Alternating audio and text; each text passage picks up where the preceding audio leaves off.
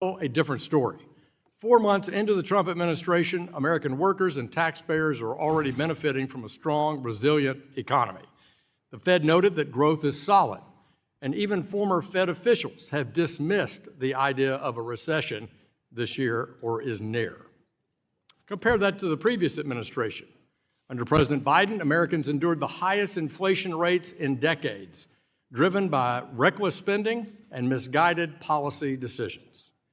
Now, under the Trump administration, inflation has declined to levels lower than those seen before President Biden's flawed so-called American Rescue Plan, and real wages are finally meaningfully growing again. There's always some economic uncertainty when the United States engages in difficult negotiations necessary to secure more open markets for American goods and services. But that uncertainty is not without a strategy of balanced, lower regulatory costs, pro-growth tax policy, and controls on federal spending, all combined with trade successes offer economic opportunity. One Fed official, Governor Waller, has outlined how a balanced approach combining potential tax rates with targeted tariffs could foster strong economic growth. Let me be clear on that point. We can fight to open markets, break down non-tariff barriers while achieving solid economic growth at the same time. That's President Trump's goal, just as it was for President Reagan in the 1980s. I also want to commend you, Mr. Chairman, the Federal Reserve, for taking positive steps to keep politics out of the Fed, including disbanding 4 internal climate-related committees and making the Fed leaner and more efficient by right-sizing your workforce across the system. These moves reflect a commitment to efficiency at the Federal Reserve. I'm also pleased that Governor Mickey Bowman has been confirmed as Vice Chair for Supervision at the board. Governor Bowman has been a tireless advocate for community banks, and this committee is eager to work with her on policies that enhance our banks' ability to provide greater access to capital and services for our families and businesses across our nation. I look forward to today's hearing, and I yield back the balance of my time. I'll now recognize Mr. Foster on behalf of the ranking member for 4 minutes for an opening statement. Thank you, and I will save everyone a little bit of time. Ranking Member Waters was unavoidably detained. I'll just say a little bit that the markets have kind of spoken on their confidence in the Trump economy. Probably the single simplest metric of that is that the U.S. dollar is down roughly 10%. Okay, this is not a small thing, and it has caused countries around the world to question the primacy of the U.S. dollar going forward. This is one of the worst market responses, I think, to the chaos that we're seeing, the tariffs that are very destructive to international trade, and just everything that the markets are seeing and trying to suffer through. I know I'm contacted all the time by businesses in my district, manufacturing businesses that can't even start thinking about investing with the level of chaos just from the tariff policy alone. Anyway, there's a long set of things we should be talking about, and I'm happy to save some people some time, and let's get to it. Yield back. Gentleman yields back. I recognize the Chairman of the Task Force on Monetary Policy, Treasury Market Resilience, and Economic Prosperity, Mr. Lucas, for 1 minute for an opening statement. Thank you, Mr. Chairman. Today's hearing will allow us to evaluate the state of the economy and review the FOMC's policy decisions. It's appropriate to regularly take a step back and assess the central bank's performance and its responsiveness to the economic conditions our constituents face back home. This hearing is particularly timely conversation as the Fed wraps up its 5-year framework review, including a thorough look at the consensus statement, communication strategy, and other guiding policies that will have a profound effect on the lives of every American. Many of these topics we'll discuss today we've taken a closer look at in the Monetary Policy, Treasury Market Resilience, and Economic Prosperity Task Force. I look forward to building on these conversations here. One issue that I think warrants special attention is the binding nature of the SLR and ESLR on the Treasury market intermediation. I'm glad to see the Fed is looking into this tomorrow, and I hope we'll see meaningful action soon. Chairman Powell, thank you for being here. It's critically important that Congress and the central bank have an open dialogue. Transparency, accountability, honest communications are pillars of our system's success. I look forward to your testimony on the state of the economy and the Fed's plans for the future. And I yield back, Mr. Chairman. Gentleman yields back. I recognize the ranking member of the Task Force on Monetary Policy, Treasury Market Resilience, and Economic Prosperity, Mr. Vargas, for 1 minute for an opening statement. Thank you very much, Mr. Chairman and Ranking Member, and thank you, Chairman Powell, both for your years of public service and for being here today. Since 1977, the Fed has been tasked by Congress with its dual mandate goals of achieving both maximum employment and stable prices. Unfortunately, this administration has made accomplishing these goals more difficult. In the Fed's most recent summary of economic projections, we see a forecast for slower growth, stickier inflation, and rising unemployment, all of which point to a potential stagflation scenario. Whether it's the president's indecision on trade policy, his hiring freezes impacting the collection of economic data, his ballooning of the deficit to cut taxes for the wealthy, or his name-calling, all of these actions make it tougher for the Fed to do its job. I look forward to your testimony today, Mr. Powell, Chairman Powell, and I yield back with that. Gentleman yields back. Today, we do welcome the testimony of the Honorable Jerome Powell, Chair of the Board of Governors of the Federal Reserve System. Chairman Powell, we thank you for taking time to be with us. You'll be recognized for 5 minutes to give an oral presentation of your written testimony, and without objection, your written testimony will be made part of the record. You're now recognized for 5 minutes. Mike. Thank you, Chairman Hill, Ranking Member, and other members of the committee. It's great to be back here today. I appreciate the opportunity to present the Federal Reserve's semi-annual monetary policy report. The Federal Reserve remains squarely focused on achieving our dual mandate goals of maximum employment and stable prices for the benefit of the American people. Despite elevated uncertainty, the economy is in a solid position. The unemployment rate remains low, and the labor market is at or near maximum employment. Inflation has come down a great deal, but has been running somewhat above our 2% longer-run objective. We are attentive to the risks on both sides of our dual mandate. I will review the current economic situation before turning to monetary policy. Incoming data suggests that the economy remains solid. Following growth of 2.5% last year, GDP was reported to have edged down in the first quarter, reflecting swings in net exports that were driven by businesses bringing in imports ahead of potential tariffs. This unusual swing has complicated GDP measurement. Private domestic final purchases, or PDFP, which excludes net exports, inventory investment, and government spending, grew at a solid 2.5% rate. Within PDFP, growth of consumer spending moderated, while investment in equipment and intangibles rebounded from weakness in the fourth quarter. Surveys of households and businesses, however, report a decline in sentiment in recent months and elevated uncertainty about the economic outlook, largely reflecting trade policy concerns. It remains to be seen how these developments might affect future spending and investment. In the labor market, conditions have remained solid. Payroll job gains averaged a moderate 224,000 per month in the first 5 months of the year. The unemployment rate at 4.2% in May remains low and has stayed in a narrow range for the past year.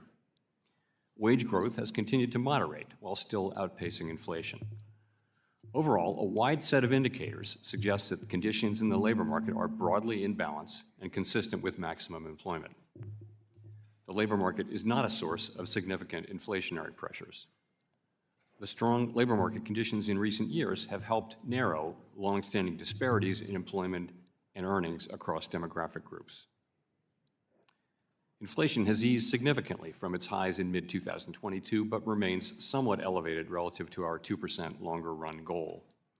Estimates based on the Consumer Price Index and other data indicate that total personal consumption expenditures, or PCE prices, rose 2.3% over the 12 months ending in May, and that, excluding the volatile food and energy categories, core PCE prices rose 2.6%.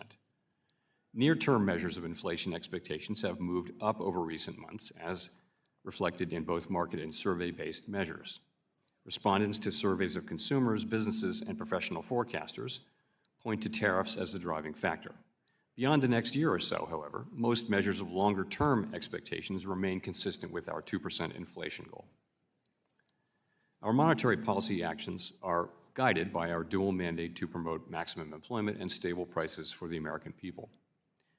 With the labor market at or near maximum employment and inflation remaining somewhat elevated, The Federal Open Market Committee has maintained the target range for the federal funds rate at 4.25% to 4.5% since the beginning of the year.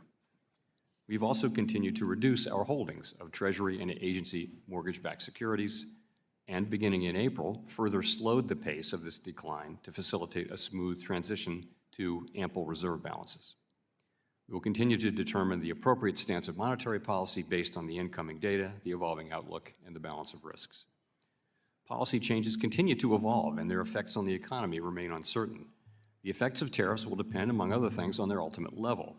Expectations of that level, and thus of the related economic effects, reached a peak in April and have since declined. Even so, increases in tariffs this year are likely to push up prices and weigh on economic activity. The effects on inflation could be short-lived, reflecting a one-time shift in the price level. It's also possible that the inflationary effects could instead be more persistent. Avoiding that would depend on the size of the tariff effects, on how long it takes for them to pass through fully into prices, and ultimately on keeping longer-term inflation expectations well anchored. Our obligation is to keep longer-term inflation expectations well anchored and to prevent a one-time increase in the price level from becoming an ongoing inflation problem. As we act to meet that obligation, we will balance our maximum employment and price stability mandates, keeping in mind that without price stability, we cannot achieve the long periods of strong labor market conditions that benefit all Americans. For the time being, we are well positioned to wait to learn more about the likely course of the economy before considering any adjustments to our policy stance. To conclude, we understand that our actions affect communities, families, and businesses across the country. Everything we do is in service to our public mission. We at the Fed will do everything we can to achieve our maximum employment and price stability goals. Thank you. I look forward to your questions. Thank you, Mr. Chairman. We'll now turn to member questions. I recognize myself for 5 minutes for questions. Over the past few weeks, our Democratic colleagues have suggested the following. After the initial release of the GDP report, the president is driving the economy into a recession.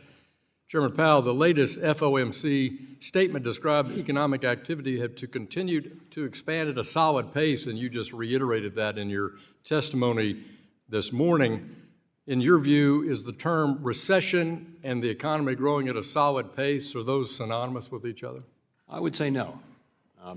And you note that the labor market continues strong, the economy's at a standard pace, and you also referenced in your testimony that first quarter GDP initial react was also from front-end loading, as you noted, imports to try to avoid tariff impacts. Also, I looked at the Atlanta Fed GDP Now model, which forecasts GDP growth for the second quarter of this year at nearly 4%, with core GDP forecast at 2%. Does that Atlanta model suggest a recession to you? No, I would say it doesn't.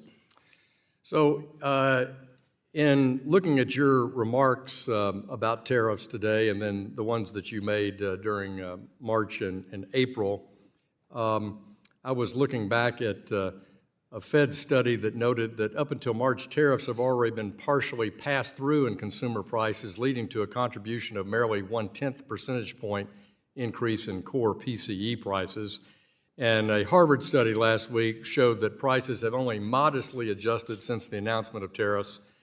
Finally, the longer-term inflation expectations remain consistent with the 2% goal. Governor Waller laid out a pathway that allows for rate cuts provided that average effective tariff rates remain close to 10%, or I assume he means 10% or lower. The labor market remains solid. Prices continue to disinflate. So given that data I've outlined, I'm sure data that you're very familiar with, for the economy to avoid persistent inflation, do you concur with Governor Waller that there is a pathway for good news as it relates to the regulatory policies, the tax policies that I've discussed, in a world with lower tariff rates? So first, I wouldn't comment on any other FOMC members' comments one way or the other, but I will say this. I think many paths are possible here, and certainly the one you mentioned is a possible one. We could see inflation come in not as strong as we expect, and if that were the case, that would tend to suggest cutting sooner. We could see the labor market weakening, and that would also suggest cutting sooner. On the other hand, if we see inflation coming in higher, or if the labor market were to remain strong, then we would probably be moving later. So I think a range of possible paths are possible, and certainly the one you mentioned is one of them. In February of 2021, you told us in this committee that you would stay in your lane and not comment on President Biden's proposal for the American Rescue Plan or sharply increasing federal spending. And, you know, you said it was an issue, but that you would stay in your lane and not comment on it. But here in this year, you have commented on this idea of tariffs being set by the executive branch. So are tariffs in your lane, but a huge fiscal spending by the Biden administration not in your lane? Explain to the committee why you chose to be silent in February of 21, but outspoken this spring. Sure. So we haven't commented, and it would be inappropriate for us to comment on the policy of tariffs. We don't have a view. It's not our job, and we just wouldn't do that. And just as we wouldn't comment on the reconciliation package that you're working on right now. We're not commenting on tariffs. What our job is inflation, keeping inflation under control, and also keeping maximum employment. And when policies have what appear to be short and medium-term implications, meaningful implications for that, then they kind of, not the policies themselves, but the inflation becomes our job. Yeah. You know my views on price stability. I think it's a first among equals in your dual mandate. I've argued for that. I've introduced legislation to make the dual mandate the sole mandate, and we've talked about that before. But I was very curious about your thoughts on former president of the Cleveland Bank, Loretta Mester's quote that I read from last fall. She says, "I think that maximum employment is the maximum level of employment consistent with price stability." In other words, she elegantly ties that together, that price stability is what you can have more control over rather than, you know, all these other factors that enter the employment picture like legislative and executive branch. What's your thought about her quote? I personally think that's a very reasonable way to think about it. Thank you very much. I yield back. The gentleman from New York is recognized for 5 minutes. Thank you, Mr. Chairman. Good morning, Mr. Chair, Chair Powell, and thank you for being here. Last week, the FOMC decided to maintain the target range for the federal funds rate at 4.25% to 4.5%. While I was not surprised by the decision to hold rates steady, I was surprised by the committee's revised forecast since March, which represented a decrease of 0.3 percentage points for GDP, a similar increase for core PCE, and an uptick in the unemployment rate to 4.5%. Can you explain the incoming data that the committee has seen since March that caused it to make these adjustments? Sure. So first of all, these are individual. This is not a committee forecast. These are just individuals submitting their own personal forecasts, and we don't bless those as a committee. But I think people are looking at the incoming data and having a range of different judgments. If you look at the range, if you look at the central tendency, you'll see that it covers quite a wide range. Those are the medians that you're talking about. I think so. Inflation is projected to have moved up because of what we've seen, particularly from tariffs. And I think if you look at other outside forecasters, you'll see very much the same thing. And what data are you looking for? Well, we look at the incoming data on. We look at our own forecast and we ask ourselves what's likely to happen. Monetary policy has to be forward-looking. A forecast is a prediction of what's going to happen in the future. Thank you. In its statement, the committee announced that it will continue to monitor the implications of incoming data and adjust the stand of monetary policy as appropriate. Some analysts predict 2 rate cuts by the end of the year are still on the table. Is this a fair and accurate assumption? And what incoming data will the committee need to see to consider these cuts? So what will actually happen with rates is going to depend on the path of the economy, and that's highly uncertain. So I would just say what that means at this moment in time is that a significant majority of the committee, but also there's a pretty significant minority that doesn't agree, but a significant majority feels it will be appropriate to reduce rates later this year. And what that means is that each of those persons who wrote down a cut in rates later this year They think that there's some state of the world where inflation doesn't prove to be as high, or the labor market weakens, or some combination of those two things, that it will turn out to be more likely than not appropriate to reduce policy rates, subject to great uncertainty. I mean, we will, the story has been evolving, and our thinking has been adapting, and that will continue. Thank you. Chair Powell, although a ceasefire has been tentatively reached in the Middle East, the situation still has the potential to open global and energy markets, especially if the ceasefire is broken, while at this point Iran is seen as unlikely to close the Strait of Hormuz. That decision could change. How is the Fed assessing the current situation and incorporating those assessments as it considers future adjustment to economic projections and its stand on monetary policy? So I think it's too early to know what any economic implications might be, and I would not want to speculate. Like everyone else, we are, of course, watching the situation. Thank you. And Chair Powell, after reviewing the economic data following the meeting last week, it seems to me that the committee is indicating that we could be headed for a situation where inflation accelerates while unemployment rises and growth become more sluggish. In this scenario, this will put the Fed's dual mandate of maximum employment and price stability in tension with one another. In this scenario, how does the Fed balance these priorities in order to achieve both mandates? So let me say that we're not facing that right now, and that isn't really our forecast that we will face such an issue in a serious way. But if that does happen, then what we do is we look at the two goals and we see which one of them is farther from its goal. Two variables, is maximum employment or price stability farther from its goal, and we prefer the one that's farther than its goal. And then we also ask ourselves, how quickly will they return to goal? It's a very difficult situation for any central bank, and I would say again, we're not in that situation right now. Thank you, Mr. Chairman. Yield back. The gentleman's time has expired. The Vice Chairman of the full committee, Mr. Heising of Michigan, is recognized for 5 minutes. Thank you, Chair Hill and Chair Powell. Good to see you again. I got a lot to cover, so we're going to try and keep this concise. But following up a bit on what Chair Hill had been talking about, you had said in January 29, 2025, quote, "We don't know what will happen with tariffs, with immigration, with fiscal policy, and with regulatory policy." I would add energy into that, by the way. "We need to let those policies be articulated before we can even begin to make a plausible assessment of what their implications for the economy will be. This is no different than any set of policy changes at the beginning of the administration." However, December 18 of 2024 at the FOMC press conference, you noted, and I'm paraphrasing, that some Federal Reserve officials began to incorporate preliminary conditional estimates of how fiscal policies might impact the economy into their forecasts. This seems inconsistent, and I sidebarred with the chair to say, okay, did I hear this correctly, his question and sort of your answer?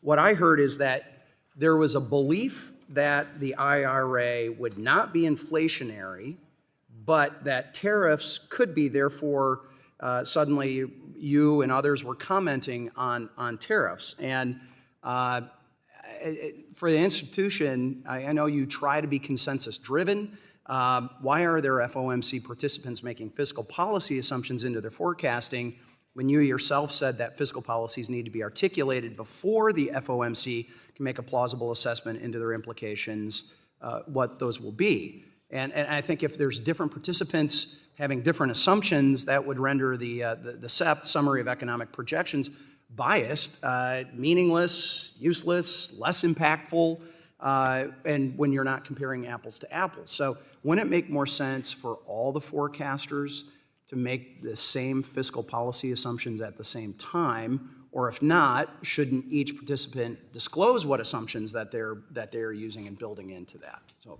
here's the question. So that's a great question. That really, when the Summary of Economic Projections was originally designed and put into effect in this way, the way it works is that individuals are free to make whatever assumptions they want, and they do disclose them. They disclose them in their speeches and things like that. So there will be situations where some people incorporate something and others don't, and we, we try to be transparent about that, but that's kind of the way it works. When I say we don't take it into account, I'm really talking about policy and the committee as a whole, where we won't take things into account until we know And you more. believe that the participants disclose their assumptions when they're doing their forecasts? Well, I think they do that in their speeches. Each people go out, you may have noticed there are a lot of speeches.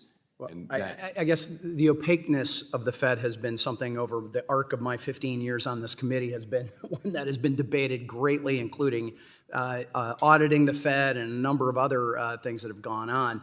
I've got here a brief moment. I do feel like I need to touch on interest rates. Not to be a shock, you asked how the family business was doing back in Michigan. Families involved in sand and gravel and aggregates and construction and things like that. It's been strong. We need more labor. We need a few other things on that, what's happening. But I mean, I think there's no recession. That's been established.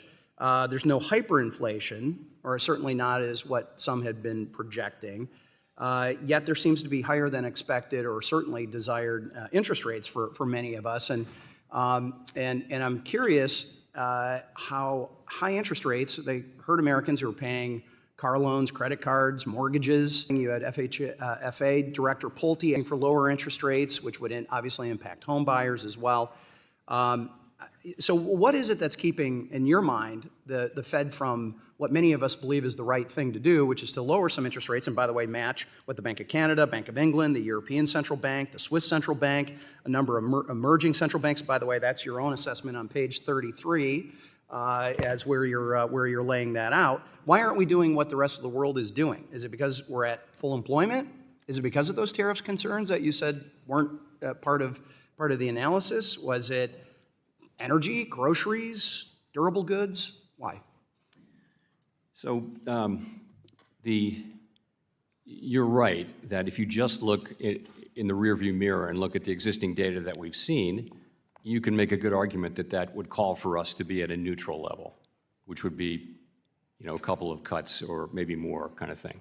The reason we're not is the forecast by all professional forecasters that I know of on the outside and the Fed do expect a meaningful increase in inflation over the course of this year.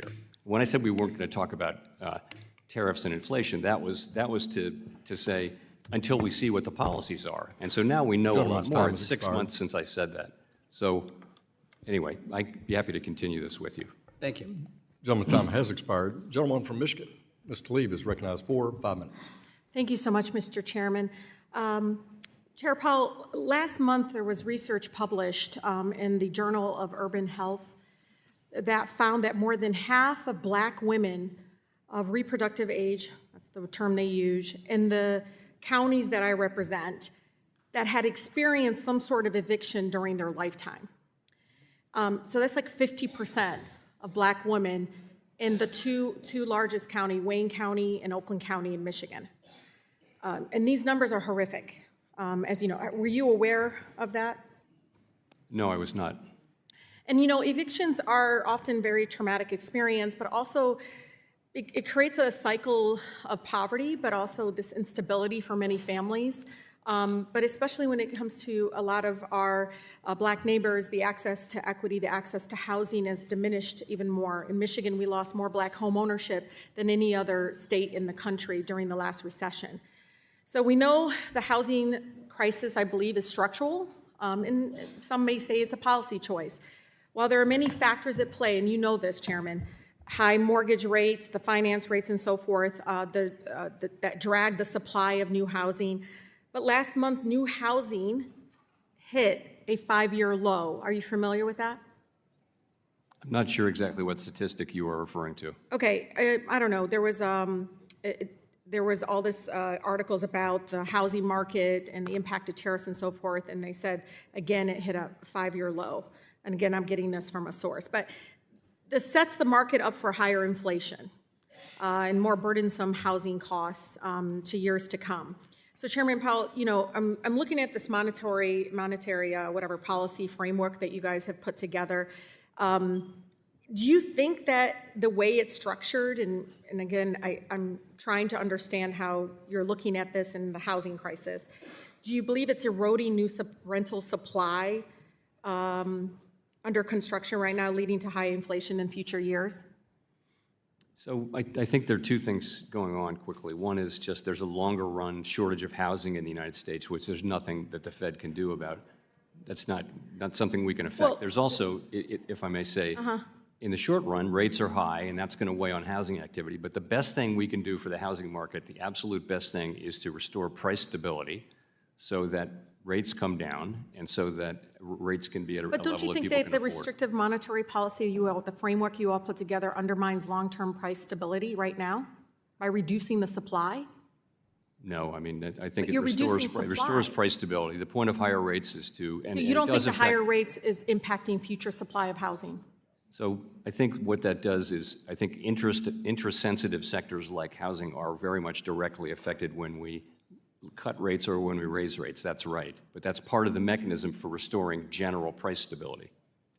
So keeping the high interest rates does not impact future supply of housing? It does not, over the I long, need to go back to talk to over the long run, women that the the study. Fed will not be, our policy will not be a driver of longer-run housing supply in the United So, States. okay, let me ask you, what is the difference? And I'm honestly confused. I want to learn here, and I'm sure people listening to this want to learn. What is the difference between demand-driven rent inflation and supply-driven rent inflation? Like, you guys use these terminology. What is that? How do I communicate that to the public? What is the difference between supply-driven versus demand-driven rent? Those are not terms that we use particularly often, What's but supply-driven formula? You guys- that would mean that there's not enough supply to meet demand. But at the same time, it also means there's more demand than there is supply. So are you guys ignoring that? No, but as I said again, our policies will not affect in the long run. No, I'm being either serious, demand because I or see somebody supply behind you in kind of housing. shaking. I'm being serious, y'all. We're talking about a housing crisis that is getting worse right now because we're not paying attention to future instability that the current rates, and you can raise your eyebrows and all this stuff behind. I don't know. I mean, do you understand? Like, I come from a community right now that I believe is now being impacted by the current framework that you're putting together, that I do feel like it's going to be long-term effects on the housing crisis, and you're ignoring it. No, we're not, actually. We think the very best thing we can do is to fully restore price stability at the aggregate level. That will be the best thing for homeowners and for home Even though the builders and housing everybody supply else. has been In the impacted by the long high run, that interest- is the single But thing Chairman that Powell, Congress you has see where I'm assigned us coming to from. do. But you see where I'm coming from. It is impacting future supply of housing, right? Not in the long run, no. Okay. Well, Gentlewoman's Mr. time Chair, has thank you. expired. The gentleman from Wisconsin, Mr. Stile, who's also the chair of our Subcommittee on Digital Assets, Financial Technology, and Artificial Intelligence. You're recognized for 5 minutes. Thank you, Chairman Hill. Thank you, Chairman Powell, for being with us today. I want to dive into two actions the Fed's recently taken to get a little additional color on. Yesterday, the Fed announced that reputational risk would no longer be a component in bank exams. I viewed that positively. I viewed the reputational risk as often being a catch-all for political bias. I think it's positive to depoliticize bank exams and instead focus on the core and measurable risks. Could you provide color as to whether or not any new information came to light that led to the decision of the Fed to remove that yesterday? I'm not aware of any new information. No, we just think it's the right thing to do, and of course made an announcement on Monday under Governor Bowman's, Vice Chair Bowman's leadership. Why would it not have been done previously if it's the right thing to do? I agree with you it's the right thing to do. Why was it, any timeline as to why that was done yesterday versus previously? No, I think this is a problem that we came to understand as a problem over the course of the last couple of years, and began considering what's going on here. We're hearing a lot of reports of debanking and that sort of thing, and over the course of really 2024, came to the view that this was a serious problem that we need to address, and we've said that publicly, and now we're doing this, and so are the other agencies, by the way. I appreciate you taking that action. I do agree that there were real political bias in some of those exams, in particular as it related to regulated entities engaged in the digital asset space. Let me shift into the digital asset space if I can. Another action recently taken by the Fed, the Novel Activities Supervision Program was ended and withdrew several statements on digital asset-related risks that deterred bank involvement in particular. You in the Fed and others at the Fed have spoken positively about the House and Senate work to regulate stablecoin in particular, a real opportunity to dollarize the globe and be a significant purchaser of U.S. Treasuries. Following that action by the Fed, have you seen an identifiable shift in banks or other regulated entities as it relates to engagement in the digital asset space? You know, I wouldn't be the one to be picking that up first, but what I do see is a very significant change in the tone. And it really does reflect evolving thinking and the evolving status of the crypto industry. And I would expect over time we'll see more activity. How is the Fed evaluating and overseeing banks or other regulated entities that are in the digital assets or crypto space? So our view is that banks get to decide who their customers are. That's not our decision. And so banks are free to provide banking services to the crypto industry, to crypto companies. And banks are also free to conduct crypto activities as long as they do so in a way that is, protective of safety and soundness. Thank you very much. Let me shift gears because I want to give you just a little bit of an opportunity to comment on the housing sector once again, but give you a little freedom here to speak to that area. You correctly are trying to balance inflation and price stability, but also higher rates have a significant impact on the housing market as shelter and housing costs are a significant driver of why many families can't afford the things that they need. Can you provide color as to how you're analyzing the impact that housing and shelter costs have on families and on inflation with your desire to maintain price stability at the interest rates that is currently set by the Fed? Sure. So, we realize that people are feeling high housing costs and high financing costs. In terms of inflation, we look at something called owner's equivalent rent and rentals, and that's meant to capture both rented housing and owned housing. And it's been very sticky. It's been one of the stickiest parts of inflation.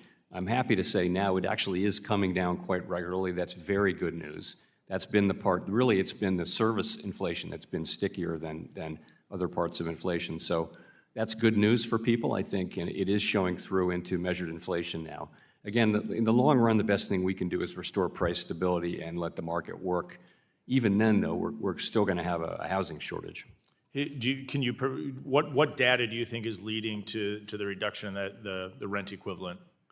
I just think it took time. So the thought is when you would think that if rents come up every year, you would think it would take 1 year or 2 years for a lack of growth in rents to show up in a lack of growth in housing prices. It turns out it takes 4 years or 3 years. If you're an existing tenant, it's a complicated thought, but if you're an existing tenant, you don't actually catch up the way you would if new tenants came in.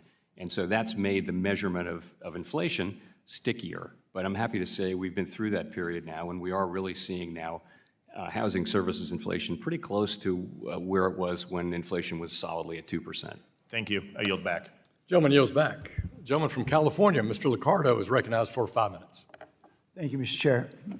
Chairman, thank you for your testimony today.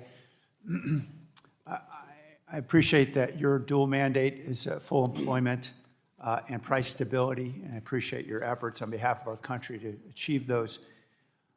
My understanding is that critical data is collected by the Bureau of Labor Statistics to help formulate the indicators that you rely on, that we rely on to understand unemployment rates, CPI, and other inflation indicators. We are certainly hearing a lot about the impacts of DOGE on our workforce, and specifically about the elimination of many of those positions in BLS. And now we have a proposal in front of Congress to cut $56 million from that agency.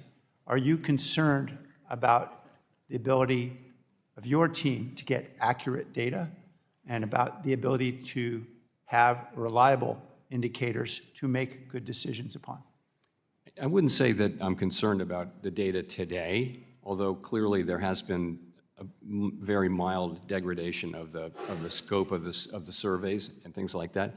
But I would say the direction of travel is something I'm concerned about, and that is measuring the U.S. economy carefully and well is a project that's been going on, and we're getting better at it for 100 years and more.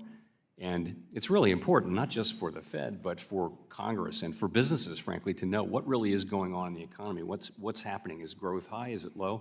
And all those sorts of things. So I think it's a smart investment to just continually try to get better at measurement of what's happening in the economy. And I don't like to see that, the kind of stories I'm reading and the idea being that the data is going to become more volatile and less reliable. That'll make it more difficult for the private sector and for you and for us. And I don't like to see that direction. I agree. Thank you.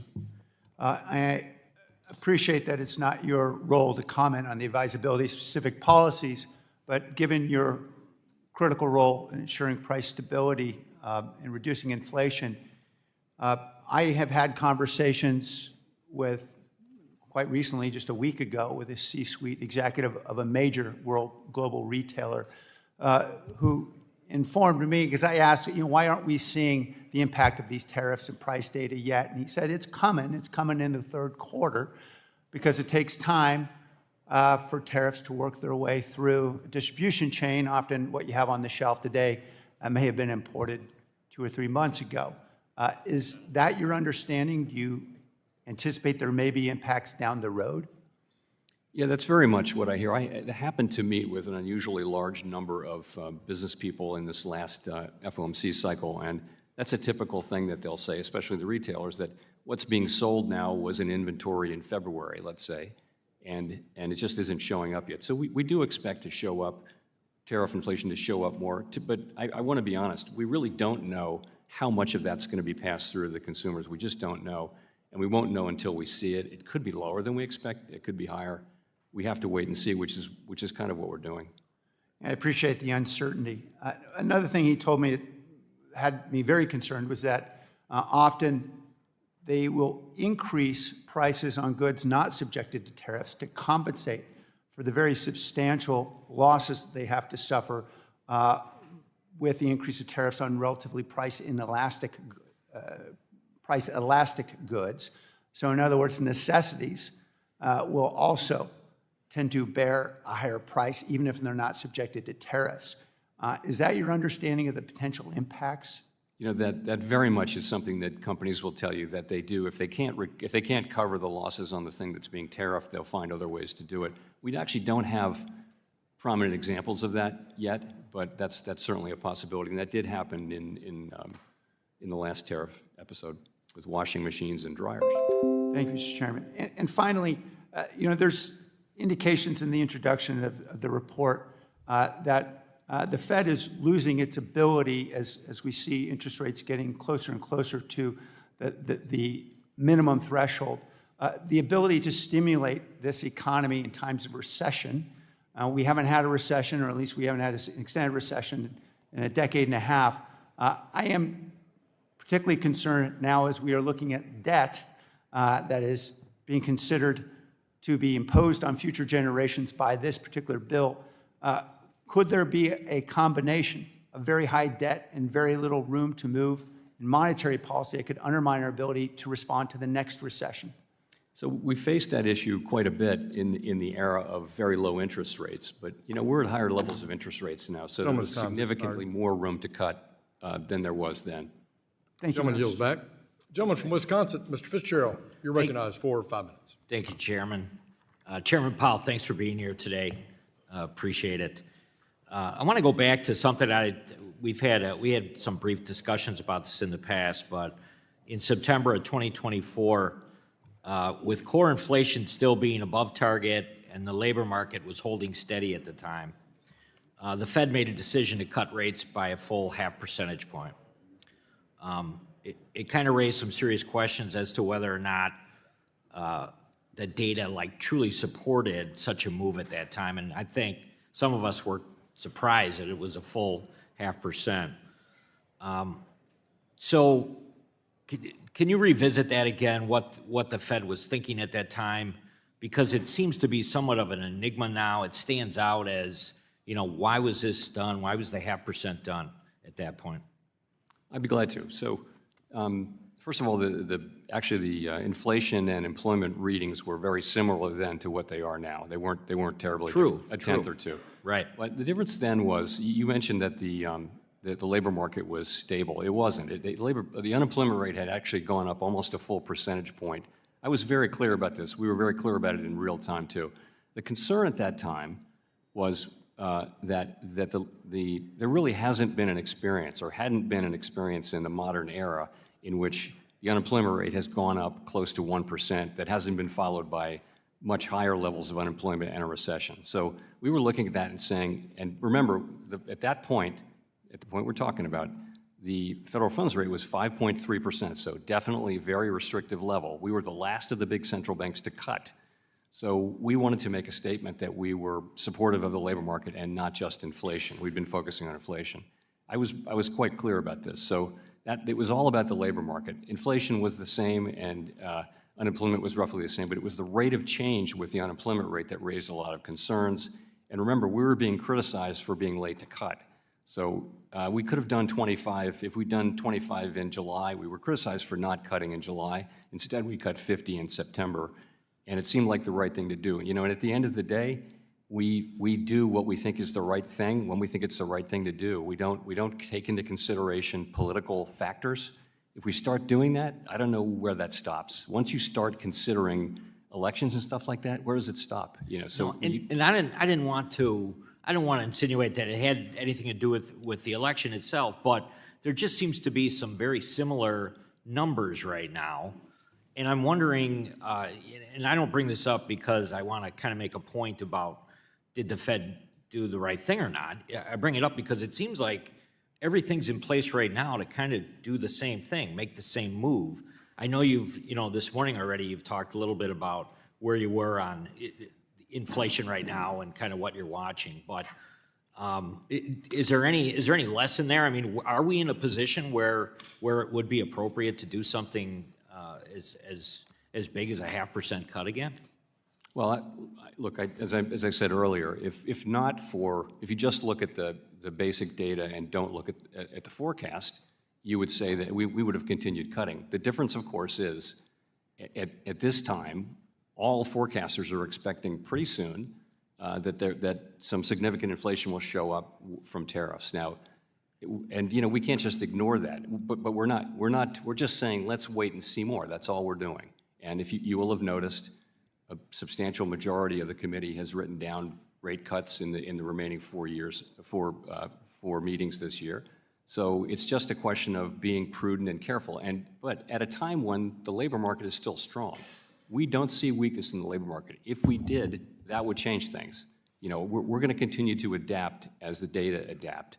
But that is the difference between then and now. Then, inflation was forecasted to continue to come down. Here, it's forecasted to go up by all forecasters. So, and again, we're not overreacting to that. We're just saying, hey, as long as the economy's strong, we can take a little bit of a pause here. And that's what we're doing. And again, continue to adapt as the data comes in. If we see data that suggests that inflation's not going to produce big increases, that would matter. And if we saw the labor market weakening, that would matter too. But we don't see those things. What about supply chain? In 2020, that was a big issue, obviously related to COVID. But I know myself and other members, when we're in our districts and we're specifically talking to light manufacturing, there's concerns about the supply chain. Is that part of the data package that you review when you make a decision about where we're headed in the future? Very much so. I think that's one of the great, won't call it a great thing, but one of the lessons to be taken from the last episode is supply chains really matter. We're watching that carefully. It's too soon to say really on that. We're not seeing it yet, but we could. Gentleman's time has expired. Thank you, Chairman. Yield back. Thank you, Mr. Fitzgerald.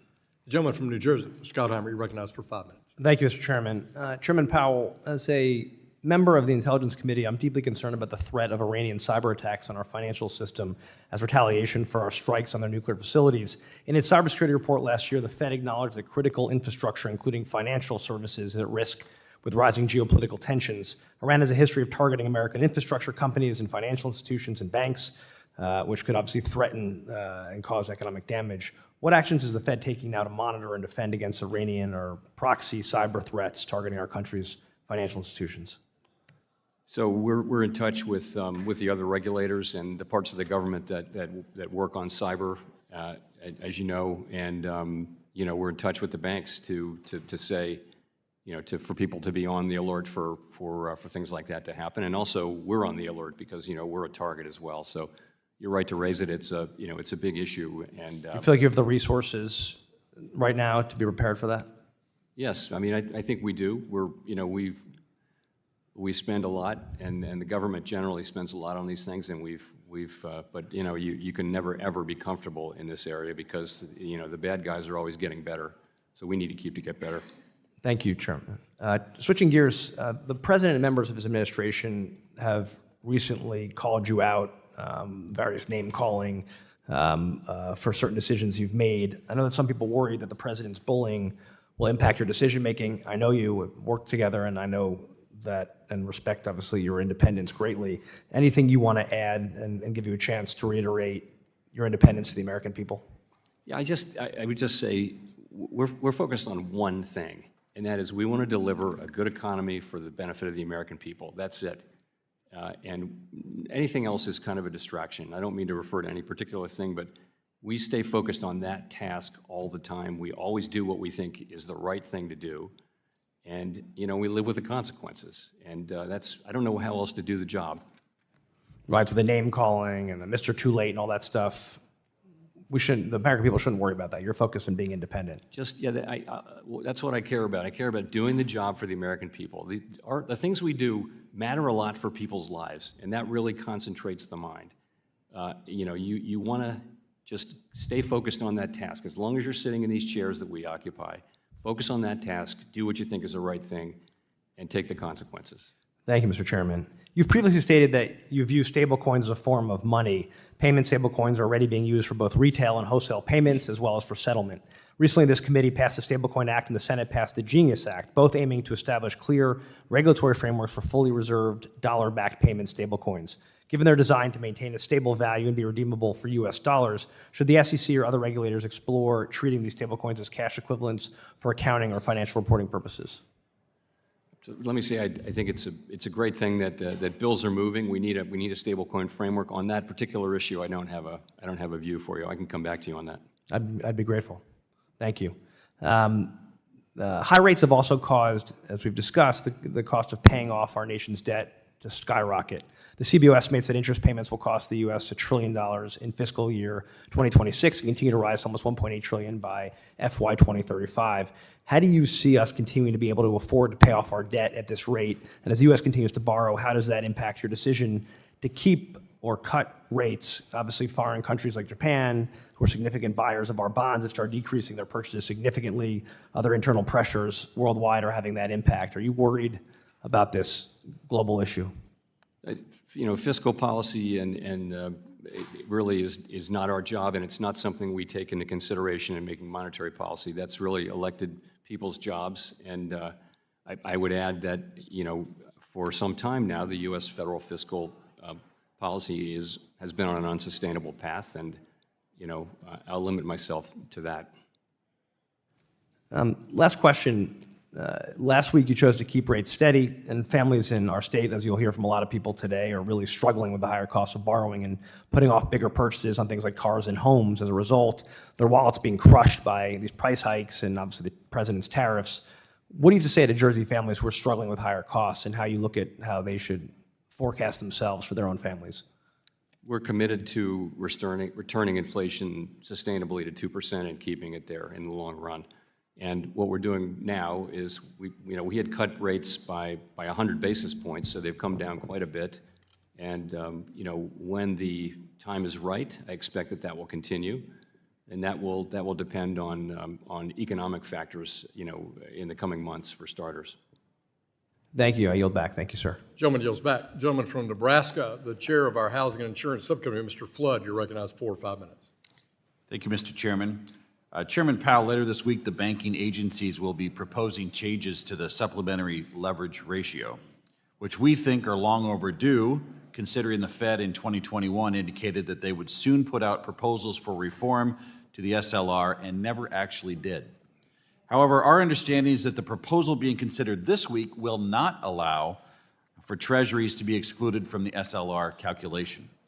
Secretary Bessent earlier this year had argued that such a change could serve as a boost for banks and their ability to intermediate in the Treasury market and could potentially pull Treasury yields down 30 to 70 basis points. Chairman Powell, do you agree with the Treasury Secretary's comments on the potential positive impact of SLR reform on the Treasury market? And what is the rationale for not excluding Treasuries from the SLR calculation in the proposed rule?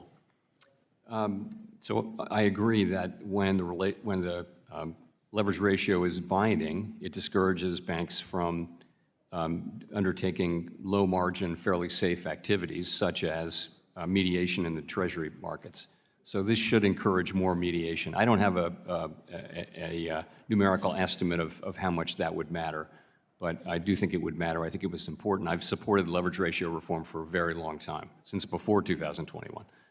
Chairman, in terms of the structure of the thing, I think we're seeking comment on a particular proposal that doesn't involve exclusion, but we're also asking a question about exclusion.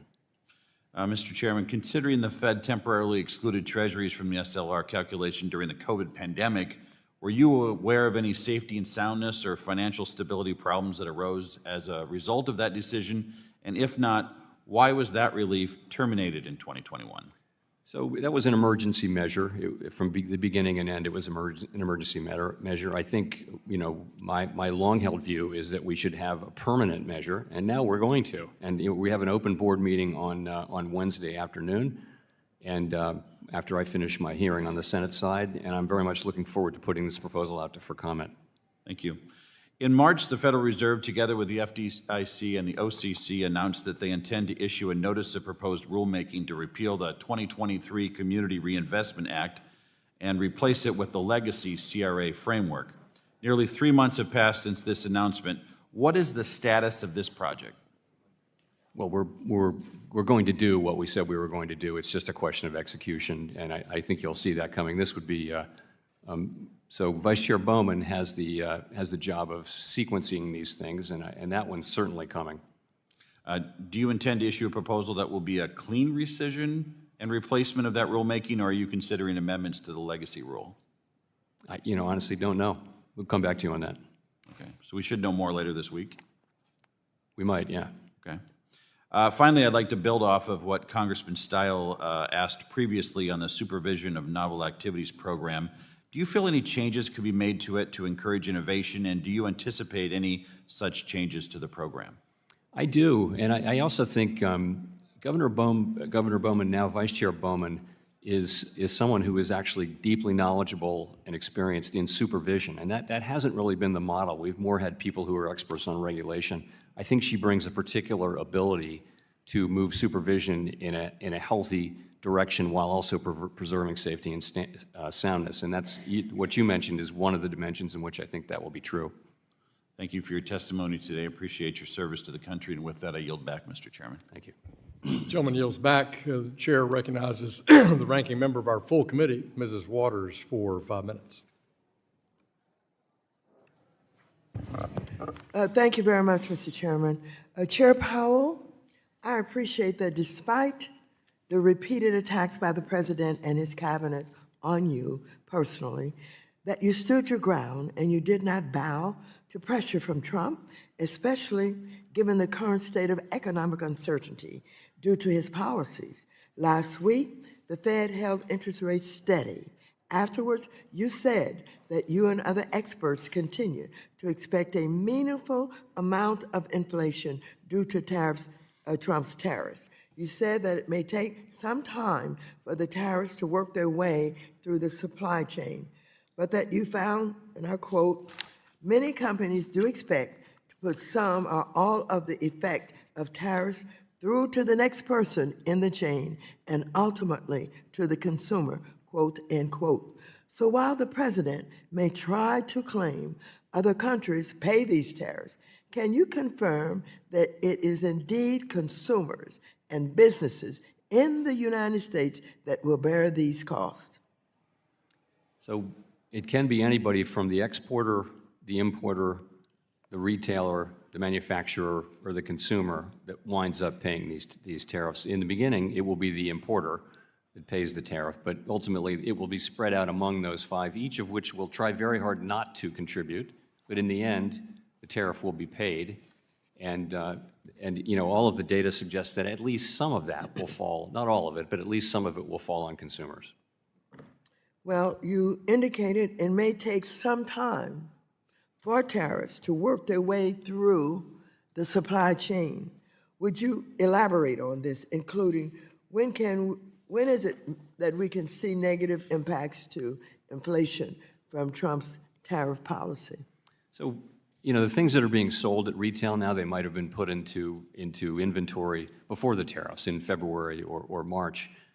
So we think we should start to see this over the summer, you know, in the June numbers and in the July numbers. And if we don't, I think we're learning here. If we see less pass-through, there aren't historical experiences we can consult here, really.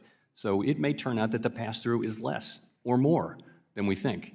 And I think we're going to be learning, you know, we'll get a number for June, you know, an inflation number for June. We'll learn something then. We'll get it for July. As we go through the summer, we should start seeing this. And if we don't, I think we're perfectly open to the idea that the pass-through will be less than we think. And if so, that'll matter for our policy.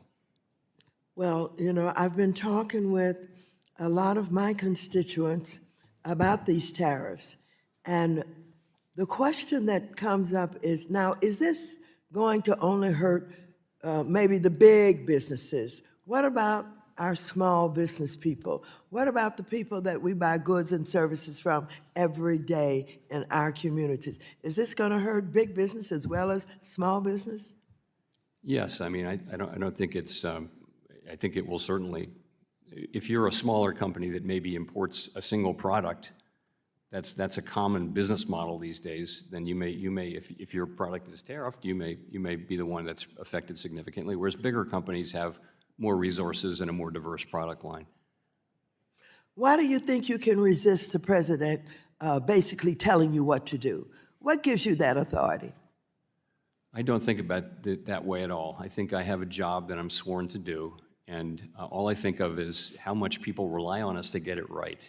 You know, it really matters that we get it right, and that concentrates one's mind, and so that's what we think about at the Fed. We think about what's the right thing. You know, I have, all I want to do in what's left of my time at the Fed is have the economy be strong and have inflation be under control, have a solid labor market. I want to turn it over to my successor in that condition. Of course, that's what keeps me up at night, is to do that.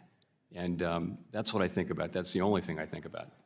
So how are you protected? By law, by Constitution?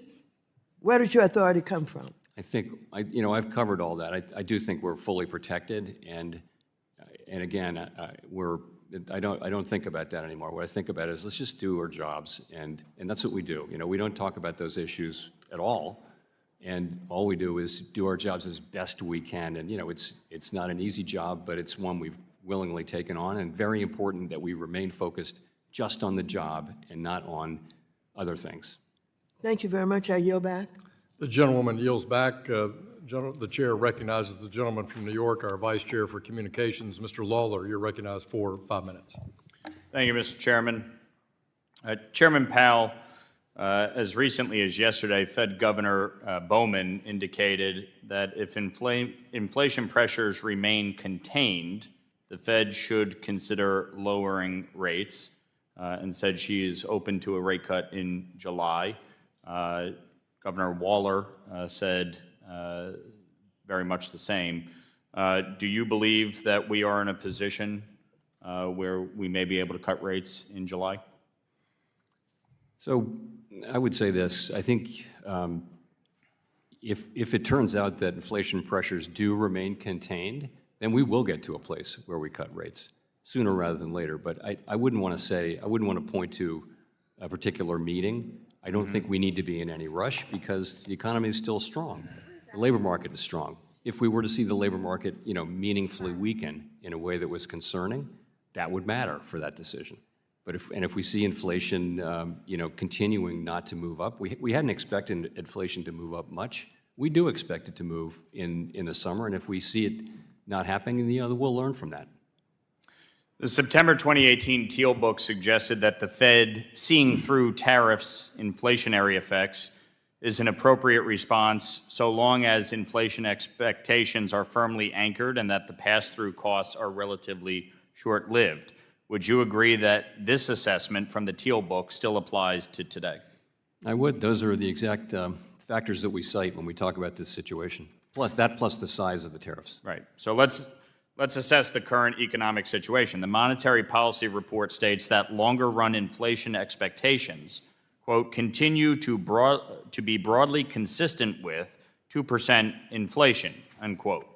And a Harvard study argued that despite the relatively quick price responses to tariff announcements, the overall magnitude of these changes remains modest. So if these conditions hold, is it not unreasonable to think that underlying inflation trends should continue its path towards 2%? That's certainly a very defensible position. I think what others on the committee think, and what I think, is that this is a question we need to be careful with because it's different than it was in 2018. The difference is that we haven't had 2% inflation. In 2018, we hadn't had an inflation as high as 2% for a decade anymore. Right. This is a different situation. We haven't fully restored price stability, and another shock. We have to be careful. If there's a meaningfully large and sustained inflation shock, we have to be careful about that. And so, I think we're just trying to be careful and cautious, and we really think that's the best thing we can do for the people that we serve. If that happens, we need to be there for it. And so, we're in a difficult situation in deciding exactly when to move. But again, if we continue to see inflation come in, and not prove up at the higher levels than we expect, then that would matter for our decision making. Chairman Powell, economist John Taylor once noted that the Federal Reserve should deviate from its own Taylor rule in the event of an oil shock, similar to the tariff scenario. A one-time price increase from an oil shock should not be accompanied with an increase in interest rates. Do you agree with that assessment? I generally do, yes. Previously, you said that if you wait for inflation to get back down to 2% to cut rates, you are already too late. You also said in November 2024 that inflation was on a sustainable path to 2%. Given that the FOMC believes that interest rates now are moderately restrictive and that an oil or tariff shock may not impact underlying inflation in a significant or meaningful way, because as the Monetary Policy Report established, inflation expectations are firmly anchored, what is the reason not to cut rates? Well, it's uncertainty about the size and potential persistence of the potential but highly uncertain inflation from tariffs. By the way, we have 5 Taylor rules in the Monetary Policy Report. 4 of them say that the policy rate is in the right range, and the other one calls for a hike. Right. Just for the record. Well, back in the beginning of the Biden administration, okay, when we talk about inflation, they increased federal spending by $2.5 trillion each year. $5 trillion in new spending. That's what gave us inflation, by printing all of this new money and borrowing, and yet you did not respond to that by raising rates. In fact, you were late to raise rates. And now, again, we see a situation where Gentleman's time you are late to cut rates. That is the challenge here. Gentleman yields back. Chair recognizes the gentleman from Georgia, Mr. Scott, for 5 minutes. Thank you, Chairman. Chairman Powell, to the best of your knowledge, has President Trump put forward a coherent tariff policy? Is that your opinion? That is not a judgment for me to make or to discuss. Well, what do you think? Sir, it would be You- inappropriate I mean, for me. you're I don't running comment our on the president's economy. words or the president's Does policies. the president, in your opinion, does he have a coherent tariff policy? You ought to have an opinion on that. You run our economy. This is your bailiwick. Do you think he's got a good policy? Answer me. I would never comment on the president of the United States in that way. All right. What do you think our policy should be? We play no role in either establishing or commenting on tariff policy or fiscal policy for that matter. It's Let not me our tell you- business. We have a specific mandate. We try to stick to it. Let me tell you something, Chairman. In my state of Georgia, I got the fastest growing trade group down there. The Port of Savannah is indeed our nation's fastest growing party, and it's rising even more. The cost, the expenses, our business community is suffering. And I want to know what you think of our tariff policy. What do I tell my people? What do we tell the American people? And you're a good man. I want to know the answer to this question. I want to know how you feel. This whole tariff question, it's a tax increase. It's running people out of business. What do you think about that? Give me some sort of answer. Do you think anything about our tariff policy? Don't you feel you have a responsibility here? Are you afraid of President Donald Trump? Why don't you deal with this? Because our economy are suffering in a mighty bad way. And I've got to represent my constituency. And they are, let's take Georgia's agricultural sector, mostly pecans and poultry and cotton exports. They've been hit hard by retaliatory tariffs from key trading partners like China. Why are you running away from the tariff fight? Give us some understanding of that.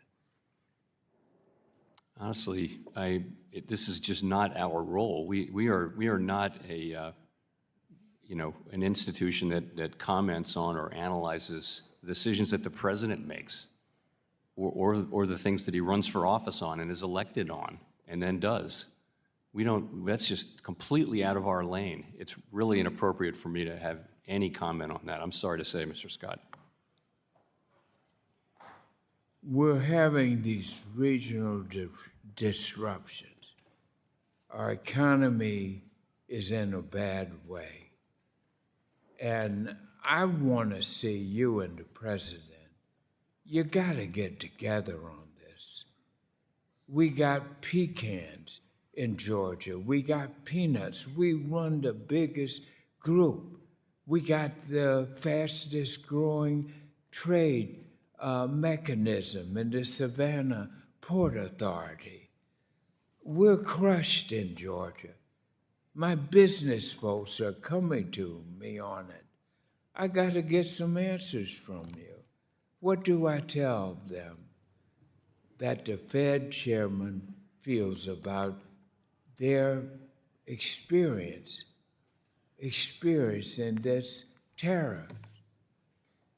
I think we need to get you and the president together. Gentleman's time has expired. Appreciate the gentleman from Georgia.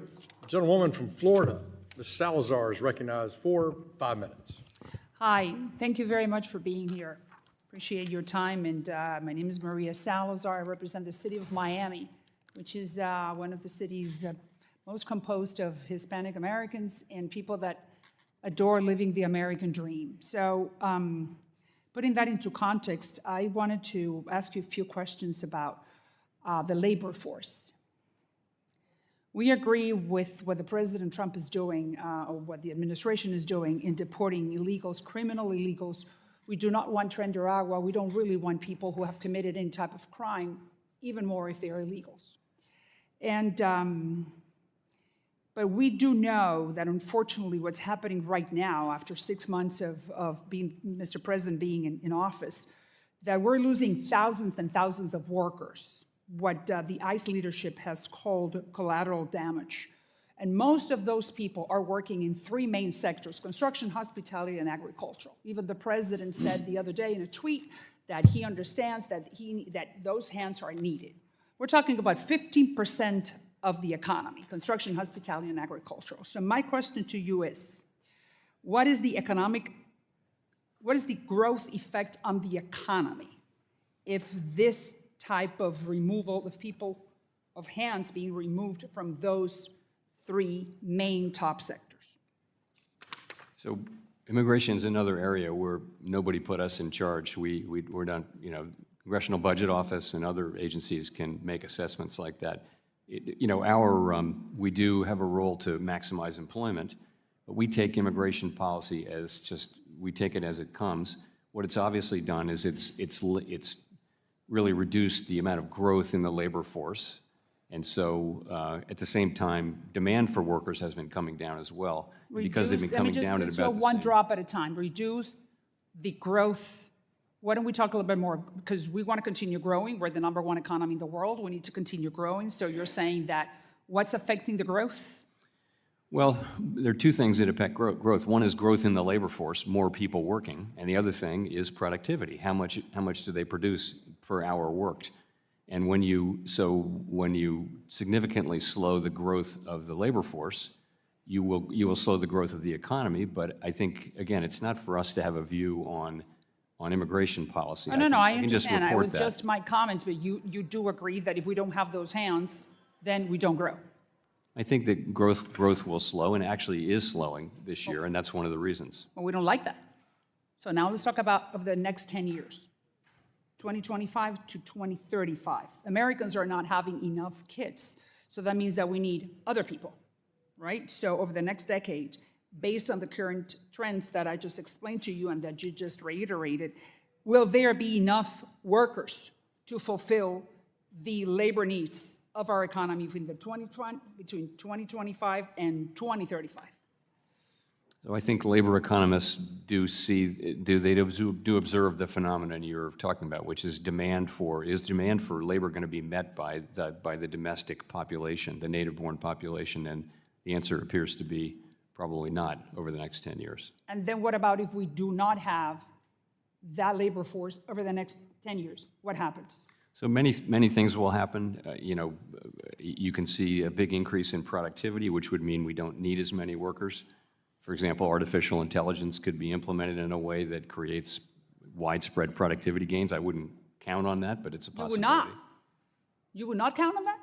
I wouldn't count on it. You would not? No, I think Why there'll not? be gains because with productivity enhancing things, they typically take longer to be implemented, and then it takes a while for the gains to be shown. I think in the case of artificial intelligence, those gains are coming, but they may take longer or be less in the beginning than expected. And during the time that those changes happen, then what happens? Our economy doesn't grow. Is that what you're saying? Yes, but those who make immigration policy are entitled to weigh these factors. We I can hear you. report on what happens, but it's know that. really not our job. I understand it's not. I just want to hear what you're thinking, what's your expertise based on those immigration laws that we're implementing right now. The last one, because I only have 30 seconds. Do you think that with everything that we have talked about, do you think that we can continue remaining, or the United States economy can continue being the #1 economy in the world, and that we could compete if we were to have the immigration laws that we have right now? I think you could have, the highest per capita earnings, but if you're talking about the aggregate output, then, population growth may be a constraint. Now, which one of the two is more important? Gentleman's time has expired. Good question. Well, you can, I think he. Gentlewoman's time has expired. All right. Let me turn Thank to you, the Chairman. ranking member of the House Intelligence Committee, Mr. Himes, for 5 minutes. Thank you, Mr. Chairman, and welcome, Chairman Powell. Let me start by thanking you for your careful keeping in your lane and steering clear of fiscal policy, and in particular for your stalwart defense of independent monetary policy. You're getting pressure from very powerful places and lots of kibitzing from lots of members on the interest rate question, and most know better that our independent monetary policy is the very bedrock of our economy. So thank you for that. Mr. Chairman, I want to talk just a little bit about some of the technical matters associated with energy prices and inflation, because obviously turmoil in the Middle East has sent oil prices swinging wildly, with West Texas Intermediate in the last month or so being anywhere between $61 and $75 a barrel. We recently saw the Iranian parliament vote to close the Strait of Hormuz, which currently handles around 20 million barrels a day, a fifth of global demand and a little bit more in terms of natural gas. Chair Powell, you said last week that conflict in the Middle East in the 1970s resulted in very large inflation shocks. In contrast to the 1970s, today the United States does not import most of its energy. We call ourselves energy self-sufficient on a net basis. But I hear the argument made that I think is wrong, that because we're energy self-sufficient, somehow we are insulated from global energy market prices. Can you comment on that? Is there any validity to the notion that we are not, American consumers of energy are not subject to global swings in energy prices? Yeah, so the price of oil is set globally, right? And I think if you go back a few years, the thought was that when the global, we had a natural shock absorber, which is that we would just drill more. And that we would, if prices went up, we would drill more. And so you wouldn't have these sustained price shocks that we had during the 1970s and the original OPEC era. I think that is actually in question now because, the oil industry in the U.S. is being much more careful and focused on return on investment than they were, having been burned with overcapacity. Right, and I mean, yeah, in the long run, you can invest in additional extraction technologies, but this does not respond to day-to-day spot prices. So not quickly, the point I'm trying to make is that the conflict in the Middle East, if it resulted in $120 barrel oil, which is where oil was in 2022, that would have a fairly substantial inflationary impact on the American household. Is that correct? We would certainly feel that, and as we've discussed earlier, there's a lot of lore around looking through oil price shocks, but that depends on the facts and circumstances. What, as a technical matter, we tend to refer to CPI, which is a basket of goods, and we measure the price changes. Roughly speaking, what percentage of that basket is comprised of energy? I don't have that on the top of my head. It's much less than it was, of course. And oil consumption is much less than it was in the 70s as a percent of GDP. But energy includes natural gas and gasoline, and that's it's a meaningful portion of the yes. Although of course we have more natural gas than we have so much natural gas, so that'll always be there for us. So none of us can predict what's going to happen in the Middle East in an hour, much less in a week or a month or a year. But as a technical matter, at what price for a barrel of oil does the American household begin to feel inflationary effects? So we're at $75 a barrel roughly right now. At what price point does the American household begin to feel some inflationary effects? I don't want to throw out a number. I think we're frankly, it's too early to say that something like that's going to happen, and I know you know that, but I wouldn't want to throw out a specific number. If prices went up materially, people would feel that. Okay. Again, I think if I look at the data here, WTI per barrel about $120. It peaked at about $120 in 2022. What do your models suggest would occur to inflation, and how would it influence the Fed's thinking should we be back at $120 a barrel? Well, let's just say there's a big price spike in that range. So, we would look at that and we would ask ourselves, we look at the overall situation, we would ask ourselves, should we react to that? So, for example, during what we called the Arab Spring back in the early teens, oil prices went up a lot, and that went into the price, and there was a discussion, and I think the right answer was to look through that. The question you'd be asking to yourself, because by the time you react, the price comes back down. I think the question today would be, is the situation different, and what would be the implications of those differences? Gentleman's time has expired. I thank the gentleman from Connecticut. Chair recognizes the gentleman from North Carolina. Mr. Moore, you're recognized for 5 minutes. Thank you, Mr. Chairman. Chairman Powell, I want to touch on international standard-setting bodies like the Basel Committee on Banking Supervision.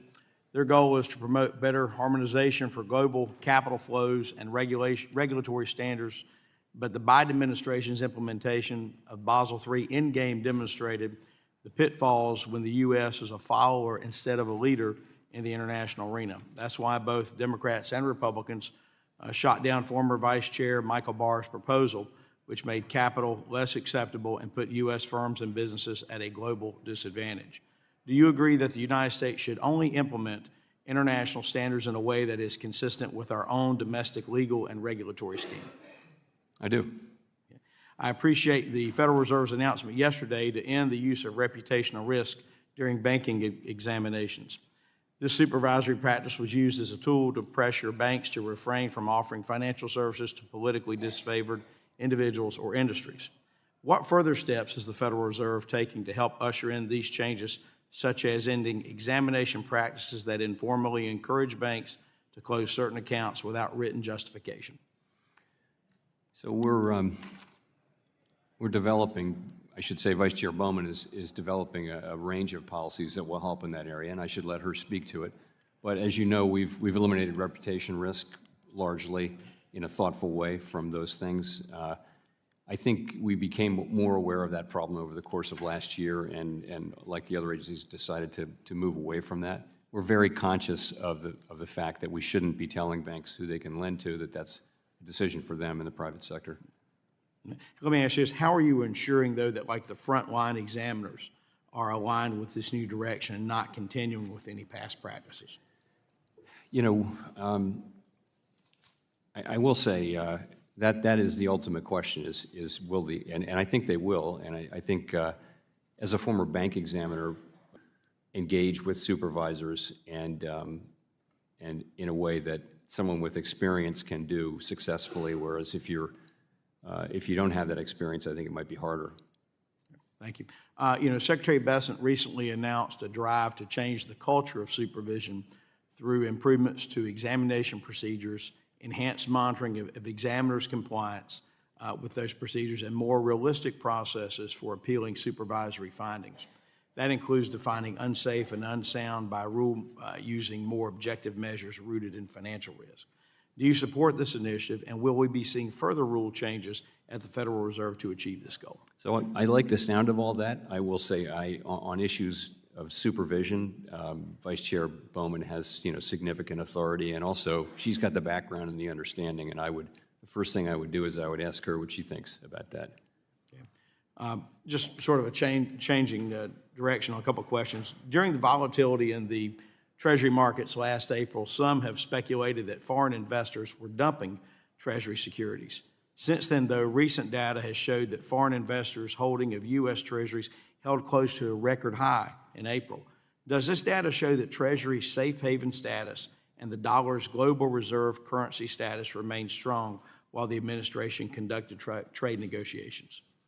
I would say yes to that. I think we need to be careful about these narratives that pop up quickly. I mean, we're the world's reserve currency and the world's greatest democracy, and I think the dollar is always going to be, for a long time, is going to be the reserve currency and the place where people want to be. Let me ask you this. Do you believe there's a possibility that Treasury markets will crack, just as Jamie Dimon has recently warned at the Reagan National Economic Forum? I don't want to say things like that. I don't think that's something that's happening. Treasury markets are functioning well and normally, and they did function through a period of pretty substantial stress. And as you pointed out, Mr. Moore, that they're focusing well now. Thank you. With that, I yield back. And actually, if Ms. Salazar is still here, I'll give her my remaining time. If not, I yield back, Mr. Chair. Gentleman yields back. The chair recognizes Ms. Williams of Georgia. You're recognized for 5 minutes. Thank you, Mr. Chairman, and thank you, Chairman Powell, for being here. It's been a while since I've had the opportunity to ask questions sitting at the bottom of the room, but I am happy to have this conversation today because the last time we talked, last July, I mentioned that combating economic inequality is a critical part of the Fed's dual mandate, and that is something that I am deeply, deeply interested in. Back then, we were talking about how we can get everyone in our economy to have the opportunity to contribute to their fullest potential, because that's how we get our economy firing on all cylinders and work to continue to close the racial wealth gap, which my home city of Atlanta continues to lead the nation in. That seems like such a far cry from where we are today, almost a year later. Forget our economy firing on all cylinders. Now our economy and our nation seem to just be on fire.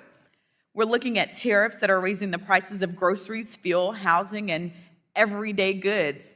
Chairman Powell, I get feedback every time I'm in a hearing about my nails because I like to get my nails done. And my nail tech told me about the increase in cost of so many of the different products that would be used just for me to get my manicure monthly because tariffs are frightening so many of our small businesses, which we know are the backbone of our economy. And so it's hurting my community in Atlanta.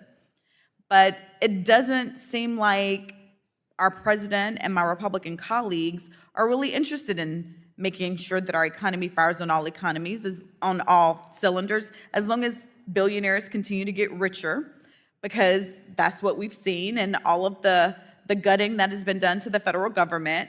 And Chairman Powell, I'm sure that this is coming to your department as well. With the recent events that we've seen, we know that it is very dangerous to gut the federal government, agencies that we depend on, and politicizing the work of agencies such as yours. Chairman Powell, this current president has tried to reclassify tens of thousands of non-political public servants just to make it easier to fire them. And that includes people who have served in Democratic and Republican administrations. It even includes people who serve in independent agencies just like yours. Chair Powell, as a chair who our current and previous president routinely has threatened to fire, I think I just heard something on CNN today while you were here testifying. But what effect has this policy had on the career civil servants in your agency? And are these threats making it easier or harder for the Fed to do monetary policy? They're having no effect. We're doing our jobs. You're doing your jobs. I appreciate you doing your job, even when it might not be easy. It is important to tune out the things that you hear on the media because I hear it every day representing a district that has a lot of federal employees, a lot of people who work at your agency. I hear from people all the time. Thank you so much. And not only do I have thousands of federal employees in my district, but my district has one of the widest racial wealth gaps in the country. Much of that has to do with our worsening housing crisis. And unfortunately, as we've seen with the past 6 months, this administration has been focused on this big billionaire bailout bill, gutting HUD, and releasing a budget that does not help the supply of fair and affordable housing nationwide. Now we've heard the president talk about having the power to control interest rates. In your opinion, Chairman Powell, what would you expect the effects would be on the housing market if the president were to lower interest rates without addressing the housing supply crisis nationwide? Sorry, if he were to what? If the president has talked about having the power to control interest rates. In your opinion, what would you expect the effects would be on the housing market if the president were to lower interest rates without addressing the housing supply crisis nationwide? Honestly, it's not our job to speculate on things the president might do. So what impact do interest rates have on housing access? Over the long run, they don't really affect housing supply. You know, assuming that rates will go up and down. Well, not on the supply, but on the housing market. The supply is separate that we need to address going into this. If we're going to move interest rates up and down, that's not going to be the end-all, be-all to getting people into housing. We must address the housing supply crisis. But what impact do interest rates have on the housing market in general? Well, interest rates really affect housing demand. So with lower rates, you see more demand, and higher rates, maybe less demand.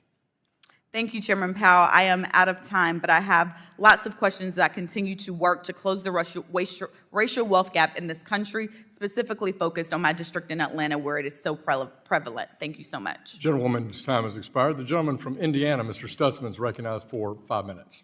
Thank you, Mr. Chairman. And Chairman Powell, great to see you. And again, as I've mentioned to you before, always appreciate your steady hand at the wheel and not, I guess, getting out of your lane necessarily, but obviously you have a huge impact on the economy and what's happening there at the Fed. I want to kind of follow up a little bit on housing, as I've been hearing a lot about the housing concerns in Northeast Indiana, and I know you're not you're used to being beat up on a lot by folks all around the country, but I want to speak specifically to one particular individual, Cardone Capital, Grant Cardone. He made some pretty strong remarks about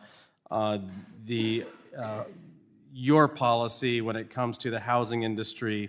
And he said, that's why you have 500,000 more homes listed than buyers for those homes. When the rates come down, prices will also come down with it because you'll have more supply in the marketplace, and supply is what controls prices. He went on to say that, interest rates do not control prices, and he explained that lower rates could stimulate activity in the market, and activity is what makes the economy work. And I agree with his comments, overall, but I believe, as you said earlier, the economy seems stable. And I would agree with that coming from an ag and manufacturing area. It's not booming yet, but I believe most people are optimistic that the good times are coming and that the structure is set and in place. But when it comes to housing, it seems like that's where a lot of Americans they're stuck. They've had low rates, they've got a good mortgage rate, but if they want to make a move, they have to go out of that 3% interest rate into 4.5%, 5% or higher percent interest rate. Thoughts on addressing housing, because their prices are up for sure, but people there's no activity. The velocity is very slow. Would you like to comment on any of that? Sure. So yeah, we see the same thing you do in the housing market. It's tough. There's not people are locked in. They can't afford to get out of their house because the cost of getting to a higher mortgage, higher price mortgage would be a lot. So the best thing we can do, though, is to get inflation sustainably down to 2% and have it stay there over a long period of time. And that is really what we can offer to them. And I think, so if you go back to the beginning of the pandemic, when we cut to zero and we did all those programs, we really saved the housing industry because they're the front line for interest rates. At a time like this, when rates are, I would say modestly restrictive, not even moderately, but modestly restrictive, they feel it, and their customers feel it. We understand that, but we only have one tool for the whole economy, not just for housing. So it's something we consider, but we have to consider the bigger picture. And I do think in the medium term, as rates come down, you'll see normalization in housing. Of course, there'll still be a national housing shortage. I don't know about your district, but yeah. No, there's a shortage. Yeah. I mean, considering the macroeconomics of interest rates, I mean, how much consideration do you take housing into that decision as you address interest rates?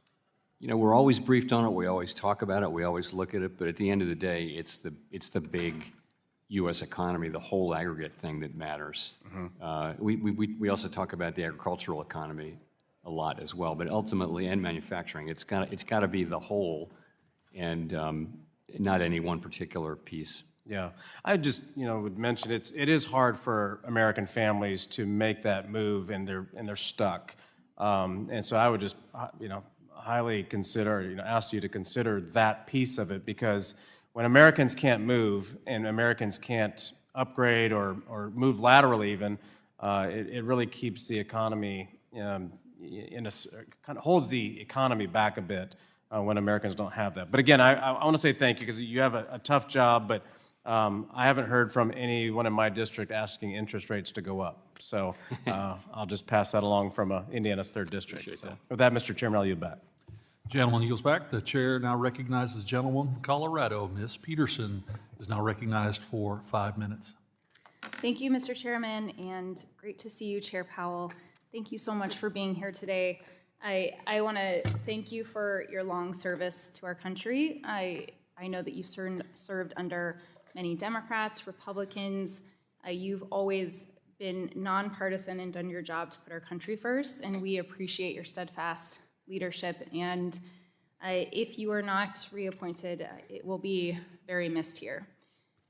I have some concerns when I think about, I know you've touched on this a little bit through the questions today, but around the independence of the Federal Reserve. Your job, no matter what president you served under, Republican or Democrat, was to make sure that this was not a political position while you brought news that some would not be happy about because it reflected what you had to do to address inflation.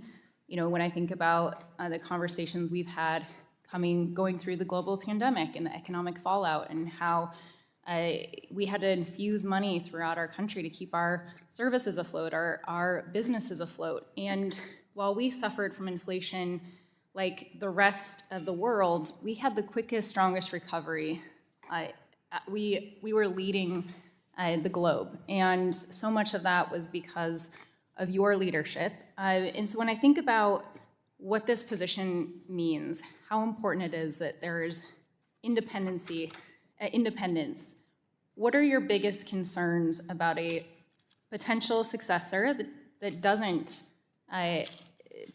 prioritize that and wants to do what is politically asked of them versus what they need to do for the country? And what are their long-term repercussions if you're not acting on addressing the economic uncertainties and trying to address inflation in this position? So I wouldn't speculate on that, but I would say, you know, the credibility on the Fed on price stability is very, very important. People believe that we will bring inflation back down to 2% over time. And once if they really do believe it and it's true, then, you know, that'll have big effects on not just short-term rates, but long-term rates. If that were to be called into question, then you'd see long-term rates go up. I mean, that credibility once lost is very expensive to regain, is what the historical record says. So I just think I think people should understand that you know, credibility on inflation is hard won and something we need to constantly tend. And, you know, that's what we're doing with our current policy, is just being careful with potential inflation risks. We haven't overreacted. In fact, we haven't reacted at all. But we're being a little bit careful about that set of questions as we decide what to do next. And thank you for bringing that up. As we look at where we were, how far we had come in our economy, things were starting to stabilize, and we were starting to finally see a relief on the interest rates. They were starting to go down. Now they're holding steady. Can you talk about why the instability, you know, when we look at tariffs around the increase in the deficit by the proposed big ugly bill that is being brought through Congress right now and increasing our debt by trillions of dollars and having our credit downgraded again because we are increasing our deficit. So with this economic uncertainty, where we were going, we were on the way down for reducing our rates, and now we have to hold steady to address the instability. Is that correct? I'm sorry, could you just briefly restate your question there? I apologize. Yes, I'm going to do this the best I can with with Sam here. That with our having to address inflation, as we've started to see it, you were able to decrease the rates. We were starting to go down a little bit. We were seeing that our economy was finally in a solid place. Prices were starting to go down. And now with the economic uncertainty, we're starting to see that you had to hold steady, whereas everyone was projecting before this administration came in with these changes that it was going to continue to go down. Can you talk about why you have had to choose to hold steady on the interest rates? So we just, you know, we stick to what we're assigned to do, which is maximum employment and price stability. We don't have opinions on fiscal policy or trade policy or immigration policy or any one of another, or regulation policy, other than that we have our regulatory responsibilities. And so we take what comes as it comes. And, you know, elected politicians do what they do, and we don't criticize that. We don't have opinions about Gentleman's time has expired, and the gentleladies. Thank you, and thank you, Sam. Chair now recognizes the gentlewoman from Texas, Mrs. De La Cruz, for 5 minutes. Thank you so much, and thank you, Chair Powell, for being here with us today. I am Congresswoman Monica De La Cruz, and I am from deep South Texas. a largely Hispanic district, a rural community right there on the border of Texas and Mexico. I serve as the vice chair for Housing and Insurance Subcommittee, and it's difficult for families right now to afford a home on an average paycheck. I'm committed to finding affordable housing solutions for the people in my community, but also for all over the nation.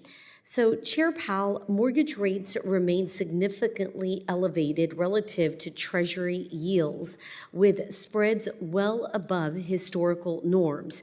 To what extent does the Federal Reserve believe its balance sheet policy, particularly the runoff of MBS holdings, is contributing to this widening, and how does that factor into your broader assessment of financial conditions? I don't think that our runoff of MBS is a particularly large contributor to that situation. I also think it's not just interest rates, it's so many things around housing now. It's insurance, it's materials, it's land acquisition, it's labor. There's so many cost pressures that are pushing up housing costs. Thank you. With that being said, moving on to an entirely different topic, if the Federal Reserve focuses on issues outside its dual mandate, there are more opportunities for policy mistakes. How can you ensure that no other climate policy work is being done at the Federal Reserve? So it is a big risk to our independence if we were to stray into areas where we shouldn't, that really aren't part of our mandate. And I would agree that climate is the biggest risk. So we really did the bare minimum. We did much less than I think people understand in the climate area. All we did was one piece of guidance, and then we ran one stress scenario, and by the way, didn't find anything. And I think you don't look to us to try to take on a bigger role or really to play any role in climate, which I personally think is an important issue and one that needs to be dealt with by elected officials. And for bank regulators just to step in and take that on without a mandate from Congress is not a good idea. It's not a good solution, and it's not a good way to remain independent. Reclaiming my time, what kind of climate guidance did you make? So for just the big banks, I believe, we asked them to monitor to have a framework for which they would monitor their risks from lending. That's all it was. And I would say that that guidance is something we're looking at pulling back. When you say they're risk for lending based on political climate change, is that correct? Well, the idea was that the changing climate could, I'm not defending this, I'm telling you what the idea was. The idea was, climate change would cause certain kinds of assets to lose value, and that if banks are lending to in those areas or to those industries, then they should at least be able to measure. It didn't ban anybody from doing anything, it wasn't prescriptive. At the same time, you have the feeling that the side effect of it would be to discourage lending, and we don't want that to be the case, so that's why we're looking at it. Well, it does sound like that is policy that is based on political agenda. And when it comes to banking, it should not be based on political agenda, but instead on facts. Facts such as credit, facts as good monetary policy. So I would have to disagree with you on the fact that the Federal Reserve stayed outside of political agendas. When it comes to climate change, that is a political agenda, and I would have to disagree with you on that. Thank you. I yield back. Gentlelady yields back. The chair now recognizes the gentleman from California, Mr. Sherman, who's also ranking member of the Capital Markets Subcommittee, for 5 minutes. We don't notice good bank regulation. Things just go smoothly. But in 2023, we saw the effects of inadequate bank regulation, where we lost 3 banks. There was a proposal that passed the House that would have cut the pay rate of your bank inspectors and regulators down to 70% of the rate paid at FDIC. So you would have been 70% of what the other major bank regulation agency did. I know you've announced things about headcount, but I'm focusing here on just the rate of pay. Fortunately, we were saved by not Superman, but Superwoman, Elizabeth McDonough, the Senate parliamentarian. But what effect would it have had on our ability to have good bank regulation if you had to go to all the folks in doing bank regulation at the Fed and say that their pay is going to be cut to 70% of the rate of pay over at the FDIC? Would have made made it harder for us to attract or to retain personnel. It also would have knocked down something we've had for 90 years, which is a sort of a moat that allows us to take care of HR issues on our own without Congress. Gotcha. I've got a couple of questions I'd ask you to respond for in the record. The first is Section 899 of the big ugly bill, big beautiful bill, whatever you want to call it, enforcement of remedies against unfair foreign taxes. What this does is it imposes a tax on those residents of about 24 foreign countries should they invest in the United States, including in our treasuries. And we're trying to attract capital from abroad. This is to push out capital abroad. It doesn't affect China. It just affects 24 of our friends, particularly in Europe. The other thing I'd like you to respond for is the record is the tariffs and the effect that that has not only on the inflation rate, but therefore on interest rates. And at your press conference, you said increases in tariffs this year are likely to push up prices and weigh on economic activity, and I'd certainly like to know more about that. The Treasury has our reserves, but you also have a liquidity fund, which I believe involves buying and selling foreign currencies. And so that begs the question whether if you're allowed to buy the euro, whether you're allowed to buy cryptocurrencies. And of course, the president has said that some agency of the federal government should have a strategic crypto reserve. Do you or your successors have the legal right to take assets of the Fed and buy Bitcoin or Trump coin? No, we don't, and we do not seek this authority. I hope very much that your successor is not someone who tries to stretch existing statutes and come to an opposite answer. I'd like to focus a little bit on when you came before our committee last, I guess, in February. I asked you if you would take a holistic look at bank capital requirements, including the risk-based capital ratios like Basel III Endgame and stress testing, to make sure that you don't have a contraction in the ability to provide credit to Main Street businesses, and you said you would do that.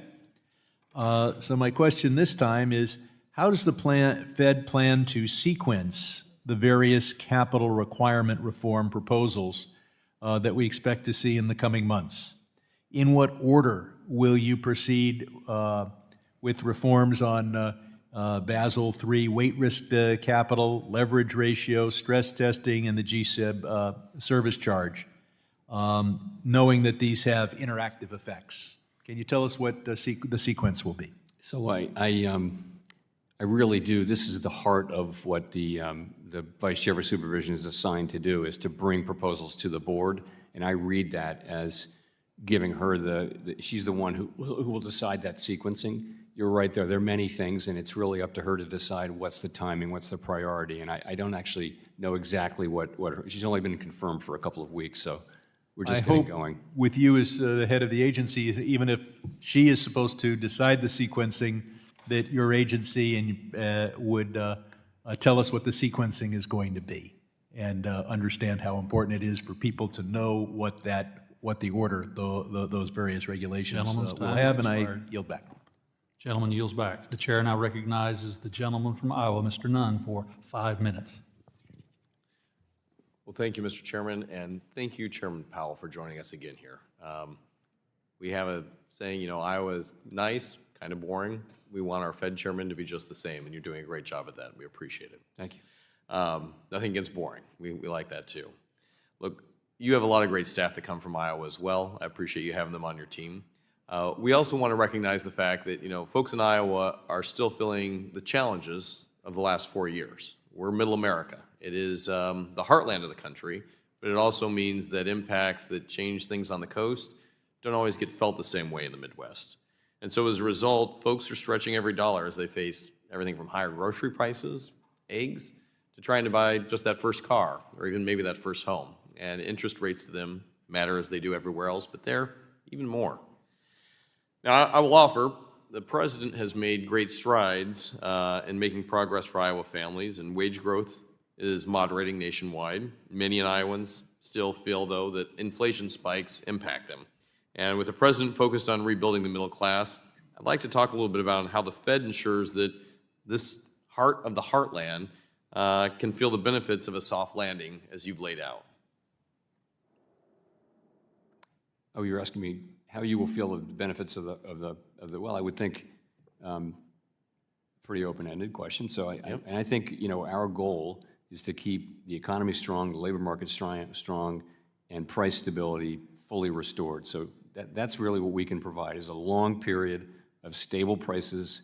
And we define that as Chairman Greenspan used to, which is people can make economic decisions in their families and their jobs where they don't have to think about inflation all the time. And we're getting back closer to that place, but we're not quite there yet. That's the main thing we can now do. And once we restore price stability, you know, very soundly, that gives us the ability to react more strongly to downturns in the economy without having to worry about inflation. And so that's, you know, we have limited scope, but those are two very, very important things that we can deliver that benefit all families. I would agree.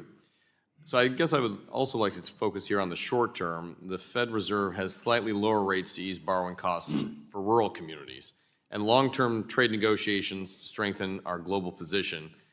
Would you agree that the agricultural sector in particular is vulnerable to both interest rates and recognize international markets? And how would the Fed evaluate the unintended consequences of policy on commodity-dependent economies